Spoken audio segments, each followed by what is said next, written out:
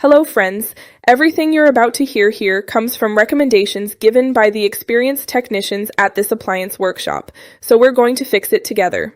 When a customer brings in their Bosch boiler showing the C6 error, the first thing we explain is that this code indicates a problem with ignition or combustion, which prevents the boiler from operating normally.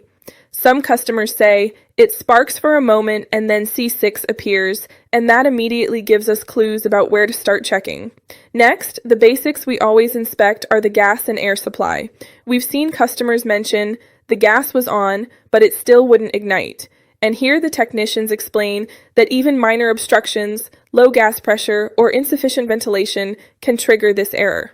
One technician says, if the burner doesn't get enough gas or air, the boiler detects a fault and locks automatically for safety. At the same time, the ignition electrodes and the flame sensor are another critical point.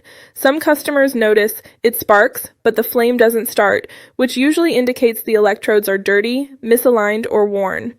A workshop technician clarifies, when the electrodes don't spark properly, the gas never ignites and the boiler goes into C6 error. Additionally, there are situations where the fault originates in the electronic board or control module. Some customers tell us, everything seemed fine, but C6 kept showing up, which usually points to an internal problem that requires technical inspection. A technician explains, if the board doesn't receive the correct signal from the flame sensor, the system automatically blocks ignition. Meanwhile, we also check the flue and the fan. Some customers mention, I noticed a little smoke in the flue and the boiler wouldn't start, which causes the system to protect itself by blocking ignition. In the workshop, we always say, any restriction in the exhaust path prevents the boiler from starting the ignition cycle.